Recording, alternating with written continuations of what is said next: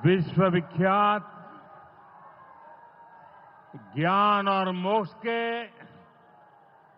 पवित्र नगरी गया जी के हम प्रणाम करही। विष्णुपद मंदिर के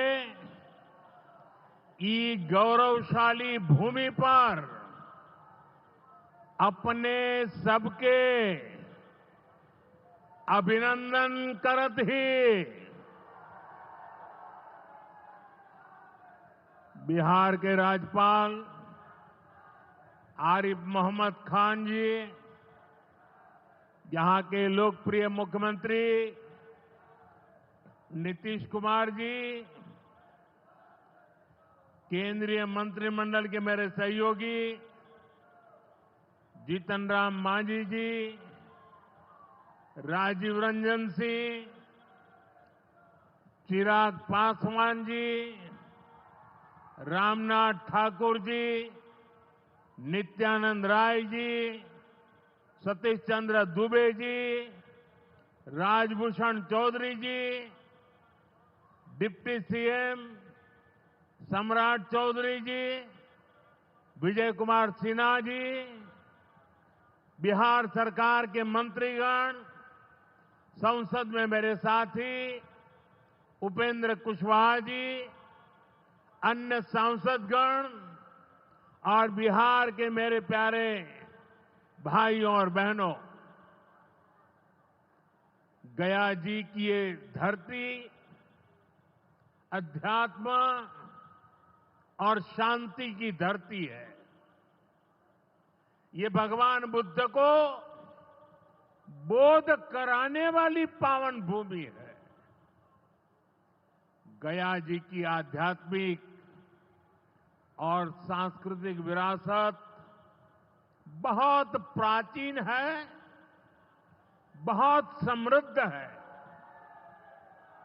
यहां के लोगों की इच्छा थी कि इस नगरी को गया नहीं, गया जी कहा जाए। मैं इस निर्णय के लिए बिहार सरकार का अभिनंदन करता हूं। मुझे खुशी है कि गया जी के तेज विकास के लिए बिहार की डबल इंजन सरकार लगातार काम कर रही है।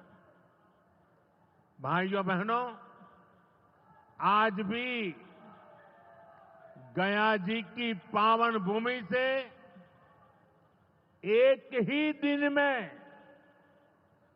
12,000 करोड़ रुपए की परियोजनाओं का लोकार्पण या शिलान्यास हुआ है।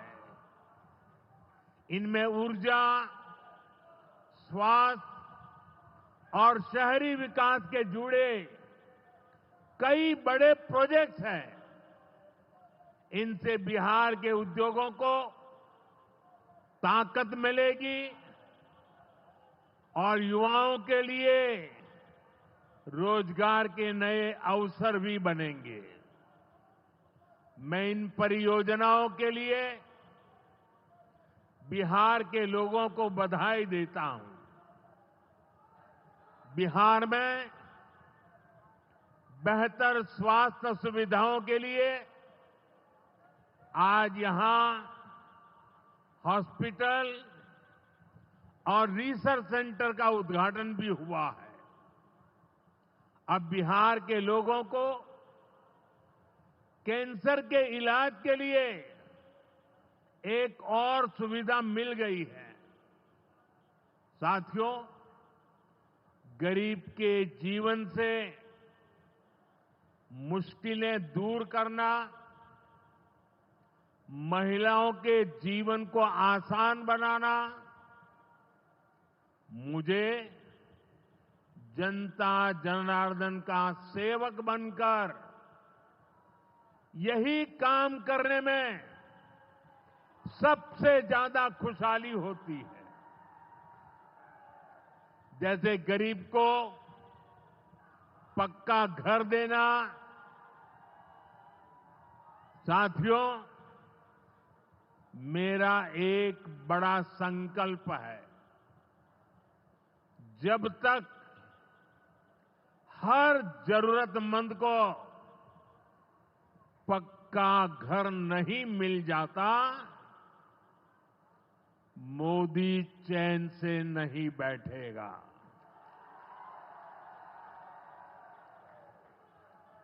इसी सोच के साथ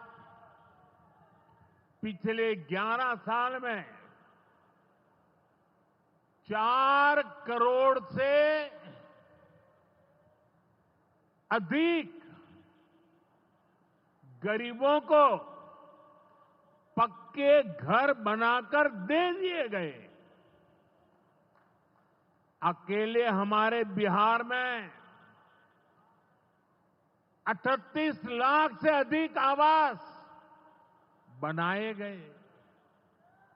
गया जिले में भी 2 लाख से अधिक परिवारों को अपना पक्का घर मिला है। और हमने सिर्फ घर यानी 4 दीवारें नहीं दी, बल्कि उन घरों के साथ गरीब को उसका स्वाभिमान दिया है। इन घरों में बिजली, पानी, शौचालय और गैस कनेक्शन की सुविधाएं दी हैं। यानी गरीब परिवारों की भी सुविधा, सुरक्षा और सम्मान से जीने की गारंटी मिली है।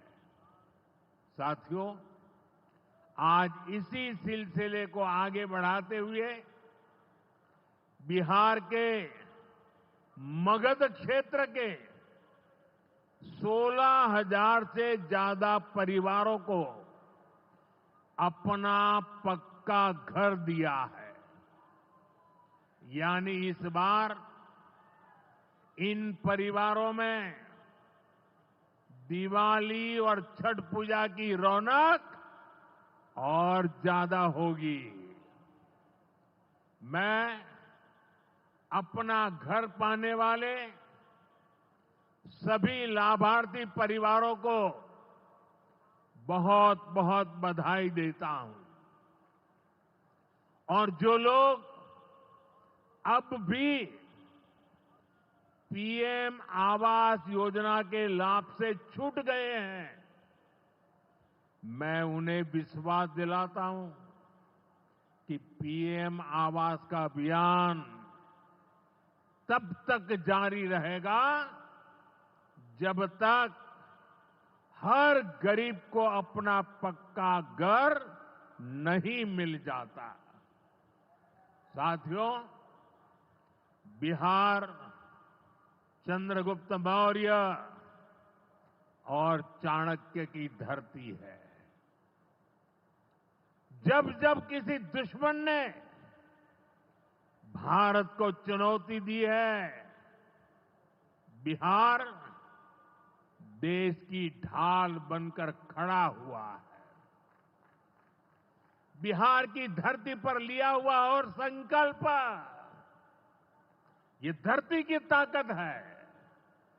इस धरती पर लिया गया हर संकल्प कभी खाली नहीं जाता। और इसलिए तो भाइयों बहनों, जब कश्मीर के पहलगाम में आतंकी हमला हुआ था, हमारे निर्दोष नागरिकों को उनका धर्म पूछ करके मारा गया, मैंने बिहार की इसी धरती से आतंकवादियों को मिट्टी में मिलाने की बात कही थी। आज दुनिया देख रही है, बिहार की धरती से लिया गया वो संकल्प पूरा हो चुका है। आपको याद होगा, उधर से पाकिस्तान हम पर ड्रोन हमले कर रहा था, मिसाइलें दाग रहा था और इधर भारत पाकिस्तान की मिसाइलों को हवा में तिनके की तरह बिखेर रहा था। पाकिस्तान की एक भी मिसाइल हमें नुकसान नहीं पहुंचा पाई। साथियों, ऑपरेशन सिंदूर ने भारत की रक्षा नीति की नई लकीर खींच दी है। अब भारत में आतंकवादी भेजकर हमले करा के कोई बच नहीं सकेगा। आतंकवादी चाहे पाताल में क्यों न छिप जाए, भारत की मिसाइलें उन्हें दफन करके रहेगी। साथियों, बिहार का तेज विकास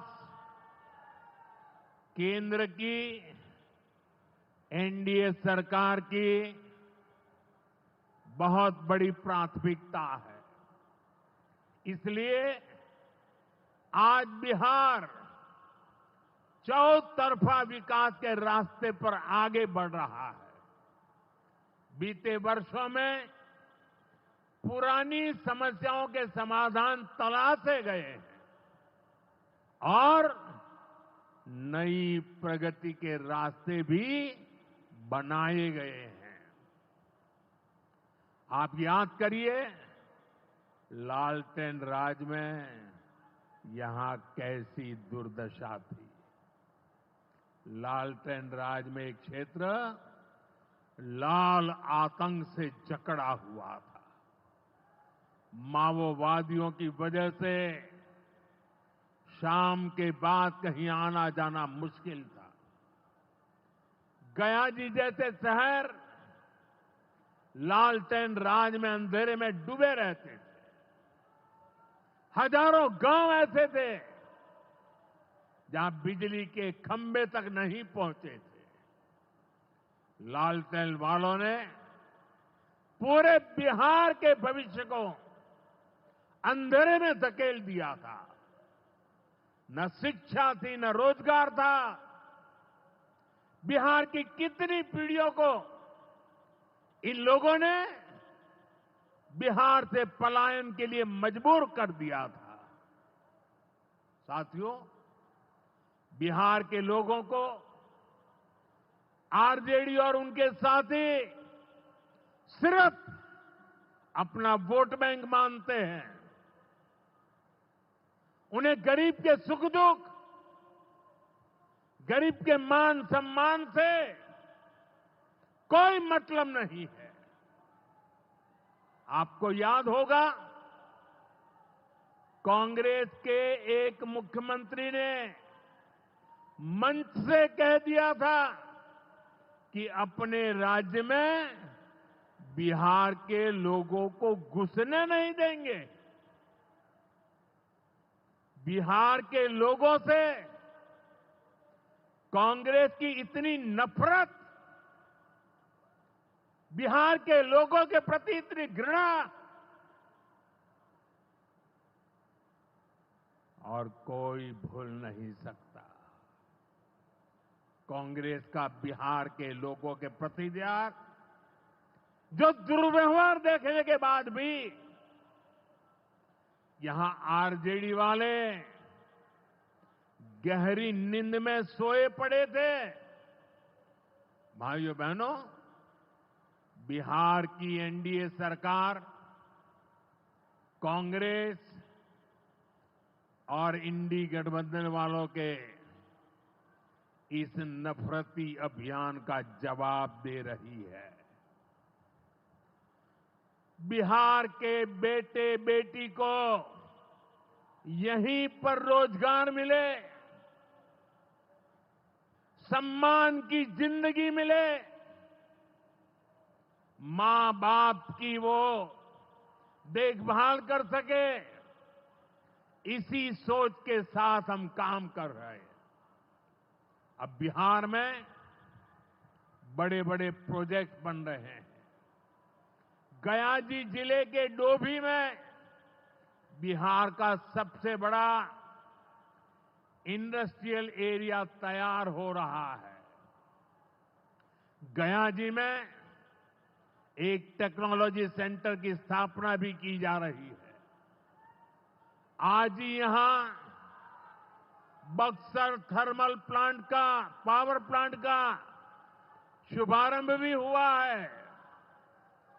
कुछ ही महीने पहले मैंने औरंगाबाद में भी Nabinagar super thermal power project की आधारशिला रखी थी। भागलपुर के पीरपैंती में भी नया थर्मल पावर प्लांट बनेगा। इस पावर प्लांट से बिहार में बिजली की आपूर्ति बढ़ेगी। और आप सब जानते हैं, जब बिजली उत्पादन बढ़ता है तो क्या होता है? घरों में बिजली की सप्लाई बढ़ती है और उद्योगों को भी ज्यादा से ज्यादा बिजली मिलती है और इससे भी रोजगार के नए मौके बनते हैं। साथियों, बिहार के युवाओं को पक्की सरकारी नौकरी देने के लिए नीतीश जी ने बड़ा अभियान चलाया हुआ है।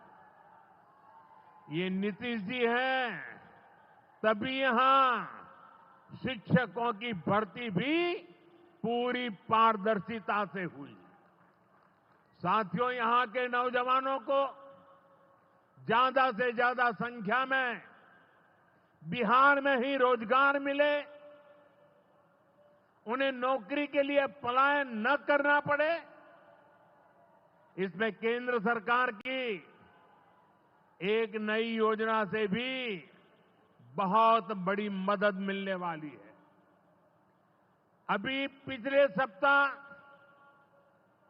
इस 15 अगस्त से ही देश भर में प्रधानमंत्री विकसित भारत रोजगार योजना लागू हुई है।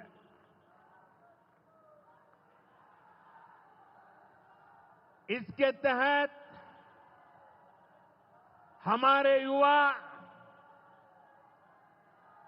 जब निजी क्षेत्र में पहली नौकरी करेंगे तो केंद्र सरकार उन्हें अपने पास से 15,000 रुपये देगी।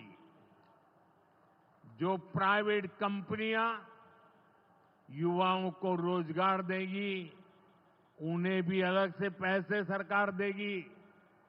इस योजना का बहुत बड़ा लाभ बिहार के मेरे युवाओं को भी होगा। साथियों, हमारे देश में कांग्रेस हो, आरजेडी हो, इनकी सरकारों ने कभी जनता के पैसे का मोल नहीं समझा। इनके लिए जनता के पैसे का मतलब रहा है खुद की तिजोरी भरना। इसलिए कांग्रेस आरजेडी की सरकारों में सालों साल तक परियोजनाएं पूरी नहीं होती थी। कोई योजना जितनी लटकती थी उतना उसमें ये पैसे कमा लेते थे। अब इस गलत सोच को भी एनडीए सरकार ने बदल दिया है। अब शिलान्यास के बाद कोशिश होती है जल्द से जल्द समय सीमा में उस काम को पूरा करने के लिए सफल प्रयास किया जाए। आज का एक कार्यक्रम इसका भी एक शानदार उदाहरण है। औटा सिमरिया सेक्शन का शिलान्यास करने का सौभाग्य बिहार के लोगों ने मुझे दिया था। और आप लोगों की कृपा देखिए, आप लोगों का प्रेम देखिए कि जिस ब्रिज का शिलान्यास आपने मुझे करने के लिए कहा, आज इसका लोकार्पण करने का अवसर भी आपने मुझे दिया है। ये पुल सिर्फ सड़कों को नहीं, पूरे उत्तर और दक्षिण बिहार को जोड़ने का काम करेगा। जो भारी वाहन पहले गांधी सेतु से होकर 150 किलोमीटर का लंबा चक्कर काटते थे, अब सीधा रास्ता पाएंगे। इससे व्यापार तेज होगा, उद्योगों को ताकत मिलेगी और तीर्थयात्रियों का भी पहुंचना आसान होगा। विकास के जिन प्रोजेक्ट की नींव एनडीए सरकार में रखी जाती है, वो पूरा होकर रहेंगे, ये बात पक्की है। साथियों, एनडीए की डबल इंजन सरकार यहां रेलवे के विकास के लिए भी तेजी से काम कर रही है। अमृत भारत स्टेशन योजना के तहत गयाजी रेलवे स्टेशन को आधुनिक बनाया जा रहा है। इससे गयाजी रेलवे स्टेशन पर यात्रियों को एयरपोर्ट जैसी सुविधाएं मिलेगी। आज गया वो शहर है जहां राजधानी, जनशताब्दी और made in India Vande Bharat ट्रेनों की सुविधा उपलब्ध है। गया जी सासाराम, प्रयागराज, कानपुर होते हुए दिल्ली तक सीधा कनेक्शन बिहार के युवाओं को, यहां के किसानों को, यहां के व्यापारियों के लिए नई संभावनाएं बना रहा है। भाई और बहनों, आपके आशीर्वाद से, देश के अटूट भरोसे के कारण साल 2014 में प्रधानमंत्री के तौर पर शुरू हुआ मेरा सेवा काल, ये सेवा काल निरंतर जारी है। इतने वर्षों में हमारी सरकार पर भ्रष्टाचार का एक भी दाग नहीं लगा। जबकि आजादी के बाद कांग्रेस की सरकारें जो 60-65 साल तक सरकार में रही है, उनके भ्रष्टाचार की लंबी लिस्ट है। आरजेडी का भ्रष्टाचार तो बिहार का बच्चा बच्चा जानता है। मेरा साफ मानना है कि भ्रष्टाचार के विरुद्ध लड़ाई को अगर अंजाम तक पहुंचाना है तो कोई भी कार्रवाई के दायरे से बाहर नहीं होना चाहिए। आप सोचिए, आज कानून है कि अगर किसी छोटे सरकारी कर्मचारी को 50 घंटे तक हिरासत में रख दिया तो अपने आप वो सस्पेंड हो जाता है। ड्राइवर हो, छोटा क्लार्क हो, प्यून हो, उसकी जिंदगी हमेशा हमेशा के लिए तबाह हो जाती है। लेकिन अगर कोई मुख्यमंत्री है, कोई मंत्री है, कोई प्रधानमंत्री है, तो वो जेल में रह करके भी सत्ता का सुख पा सकता है। ये कैसे हो सकता है?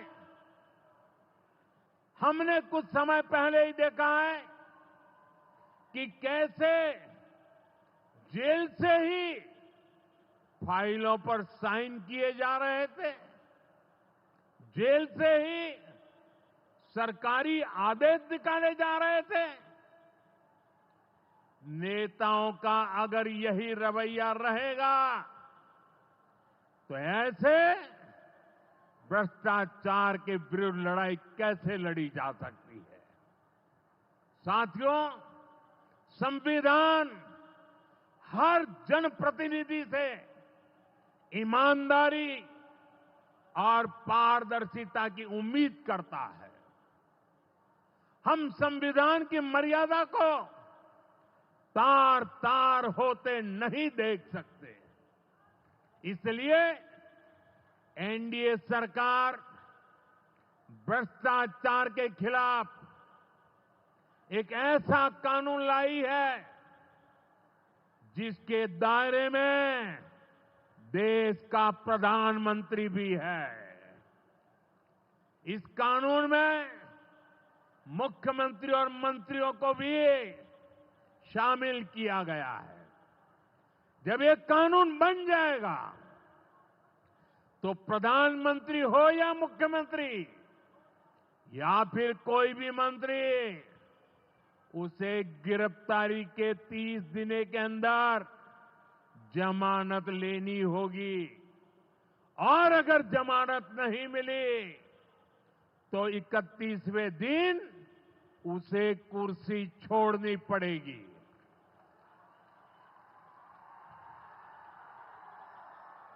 आप कहिए भाइयों, जो जेल जाए उसने कुर्सी छोड़नी चाहिए कि नहीं छोड़नी चाहिए? क्या वो कुर्सी पर बैठे रह सकता है क्या? क्या वो सरकारी फाइलों पे साइन कर सकता है क्या? क्या जेल में से कोई सरकार चला सकता है क्या? और इसलिए ऐसा सख्त कानून बनाने की तरफ हम आगे बढ़ रहे हैं। लेकिन साथियों, ये आरजेडी वाले, ये कांग्रेस वाले, ये लेफ्ट वाले इस कानून का विरोध कर रहे हैं। ये बहुत गुस्से में है और कौन नहीं जानता उनको किस बात का डर है। जिसने पाप किया होता है वो अपने पाप को दूसरों से छुपाता है, लेकिन खुद को भीतर से जानता है कि क्या खेल खेला है। इन सब का भी यही हिसाब है। ये आरजेडी और कांग्रेस वाले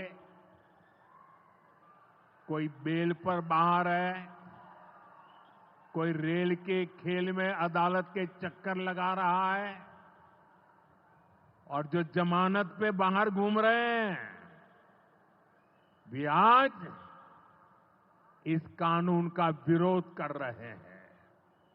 इन्हें लगता है कि अगर जेल चले गए तो इनके सारे सपने चकनाचूर हो जाएंगे, और इसलिए सुबह शाम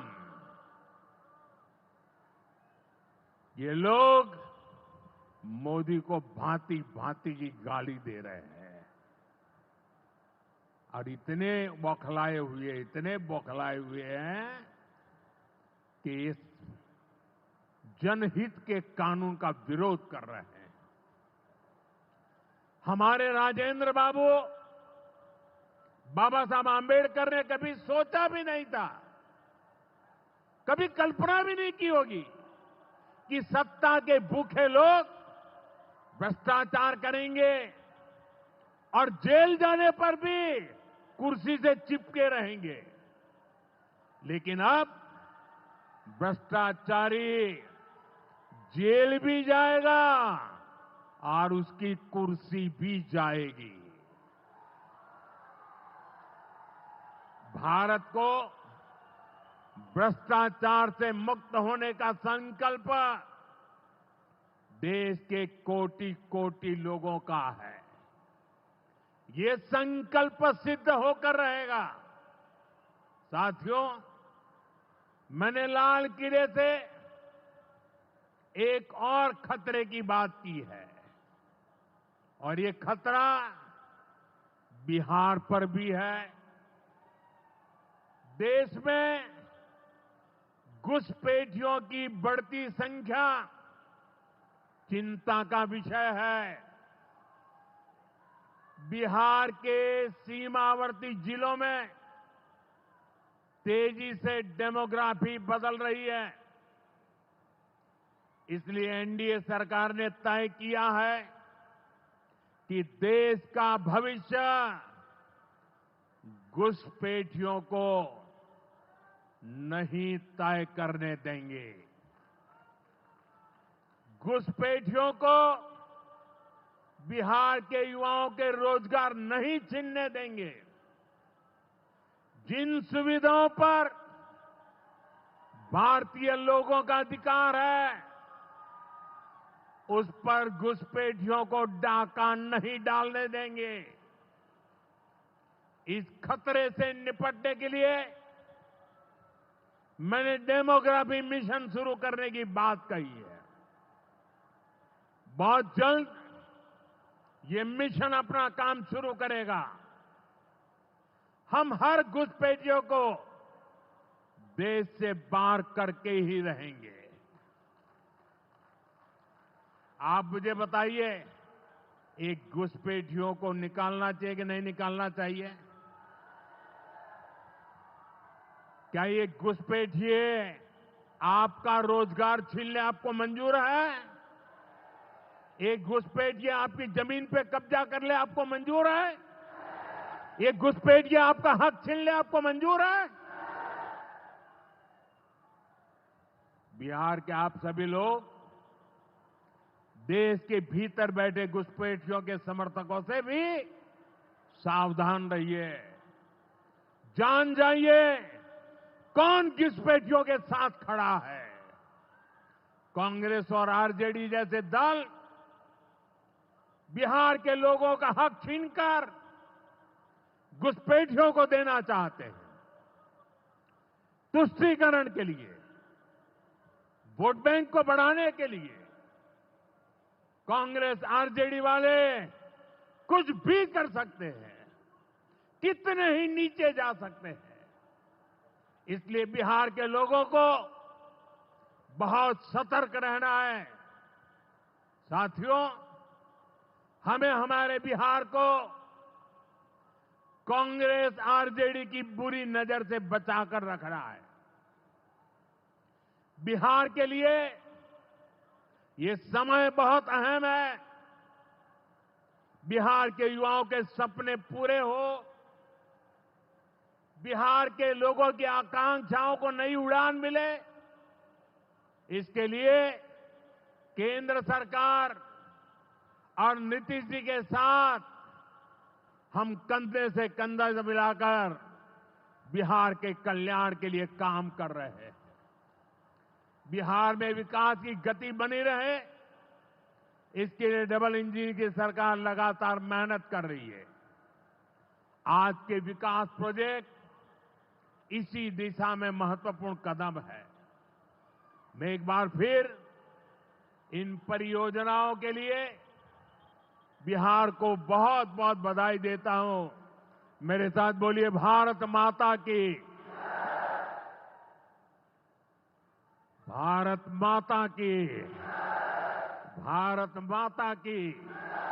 बहुत बहुत धन्यवाद।